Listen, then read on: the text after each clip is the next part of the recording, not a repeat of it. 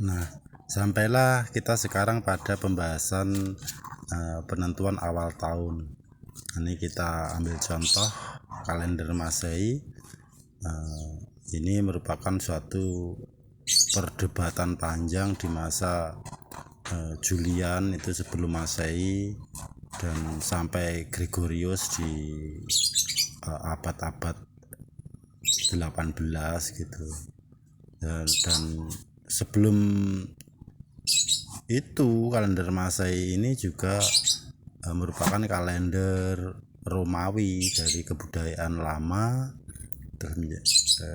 berpadu dengan kebudayaan baru, kekuasaan lama berpadu dengan kekuasaan baru, seperti itu. Karena Januari ini kan dari nama dewa Janus yang dewa awal dan akhir dari kepercayaan Yunani. Terus istilah Masehi itu sendiri merupakan istilah baru-baru, jadi di sekitar mungkin abad 8 sampai abad-abad 18 gitulah. Dan kalender Masehi itu sebenarnya disebut Gregorian karena Raja Gregorius itulah yang mengupdate kalender Masehi yang sebelumnya terjadi perbedaan waktu dalam siklus 1 tahunnya yang kurang tepat gitu, ada pemotongan sekian hari jadi menjadi lebih tepat. Dan perdebatan seperti itu enggak menjadi dominasi kalender Masehi yang di masa lalu pernah dimanfaatkan oleh lembaga yang berwenang untuk mengubah sistem kalender gitu untuk memperpanjang kekuasaan hakim dan pejabat publik. Dan kalender Masehi ini dalam bahasa Latin disebut Anno Domini yang artinya tahun Tuhan gitu, tetapi dalam bahasa Inggris disebut Common Era gitu, atau era baru. Dan era sebelumnya sebelum Masehi gitu Before Common Era, dan kemudian disebut Before Christ. Nah, inilah yang menjadi kesan-kesan Masehi seiring dengan kekuasaan di masa-masa Gregorius itu untuk menebarkan pengaruhnya di seluruh dunia ya lewat ekspansi dari para penjelajahan bangsa Eropa di timur gitu. Perdebatan dan konflik kebudayaan, kekuasaan politik, hegemoni yang mencengkram gitu nggak melulu dominasi daripada Masehi, karena Arab sendiri ini di masa Utsman juga menggabungkan kebudayaan Arab lama dan di masa Utsman berikut kepentingannya, seperti itu. Di Jawa juga gitu, Sultan Agung ini dengan yang sebelumnya kalender Saka berdasar matahari diubah menjadi berdasar bulan karena kepentingan Islam gitu, setelah sebelumnya Hindu, Jawa dan Buddha macam-macam gitu. Terus Bali ini pun juga demikian. Bali ini mempertahankan Saka dalam peredaran matahari. Terus Cina ada Buddha. Ya demikian, ini terjadi umum di seluruh dunia dari perdebatan yang panjang.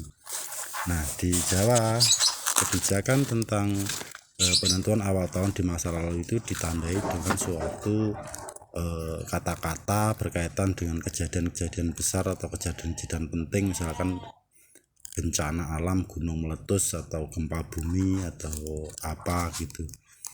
Nah, dalam konteks sastra modern perkembangannya menjadi disimbolkan seperti ini, dirangkai angka 0 adalah kosakata yang mengartikan 0 atau kosong seperti Jirno hilang. Terus 1 kosakata yang mengartikan bilangan 1 ataupun berpengertian 1 ataupun yang di dunia ini hanya berjumlah 1 seperti Umbul, Projo, Bumi, Janmo. Terus angka 2 ada Budi, angka 3 ada Padang, Nyurup, Samudra, Kencang. Kemudian angka 4 ada Karyo, Kerto, Kembar. Dari sekian itu ini bisa dibuatkan kata dari tahun keruntuhan Majapahit gitu. Secara umum ini kita tuliskan dari belakang. Sistem penulisan Sengkalan seperti itu. Ini kita pilihkan Sirno, ini kita pilihkan Ilang, ini kita pilihkan Kerto, yang ini kita pilihkan Bumi.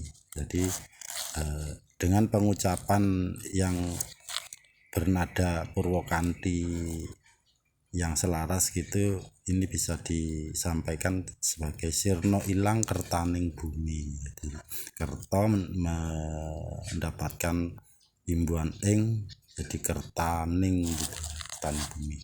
Demikian juga dengan misalkan 1991. Jadi ini bisa mengartikan suatu cita-cita harapan terhadap suatu kota atau peringatan kelahiran suatu kota. Ini di kota Pekalongan kalau ya seperti 1991 ini diartikan Umbul Puspa Gapura Praja. Jadi umbuling puspa gapuraning praja. Demikian berkaitan dengan penentuan awal tahun dan kebijaksanaan daripada para pemikir-pemikir Jawa kuno di masa lalu. Semoga bermanfaat.